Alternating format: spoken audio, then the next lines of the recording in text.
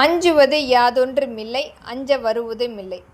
அனைத்திந்திய அண்ணா திராவிட முன்னேற்றக் கழகத்தில் வெற்றி பெற்ற 47 எம்எல்ஏக்கள் பிரிக்கப்பட்டு 25 அந்த எம்எல்ஏக்களை சூதாட்டத்தின் குதிரை பேரமாக பேசப்பட்டு தமிழக வெற்றி கழகத்தின் தலைவர் முதலமைச்சராக அமர்ந்த பின்பு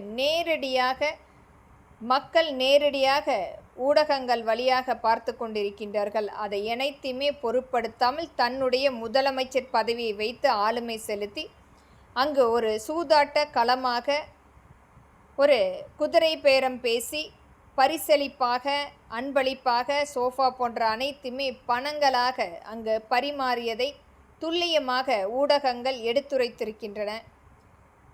ஒரு அடுத்த கட்சியில் இருக்கின்ற அந்த எம்எல்ஏக்களை விலை பேசுகின்ற இந்த ஆட்சி அமைப்பு அனைத்துமே கருத்தில் கொண்டு விஜய் அவர்களை அவருடைய முதலமைச்சர் பதவியிலிருந்து நீக்கம் செய்யவும் அவரே தானாக முன்வந்து ராஜினாமா செய்ய வேண்டும்.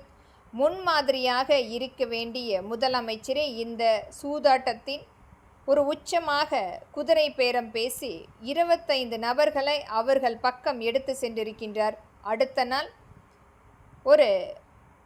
அந்த பெரும்பான்மை வாக்கு கண்டிப்பாக ஆதரவு அளிக்க வேண்டும் என்பதற்காக அதற்கு முன்பாக நடந்த இந்நிகழ்வை கருத்தில் கொண்டு இதை அனைத்துமே உச்சநீதிமன்றம் இதற்குரிய தக்க நடவடிக்கை எடுக்க வேண்டும்.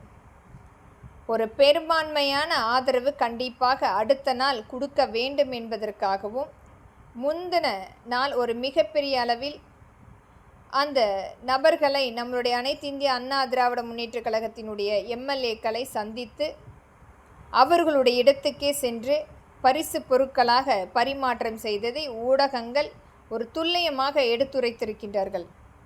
அதே போன்று விசிக திருமா அவர்களுடைய அலுவலகத்திலும் இதே மாதிரியான பரிசு பொருட்களும் பரிமாறி இருக்கிறது. அனைத்துமே கருத்தில் கொண்டு முதலமைச்சராக இருக்கின்ற விஜய் அவர்கள் ராஜினாமா செய்ய வேண்டும்.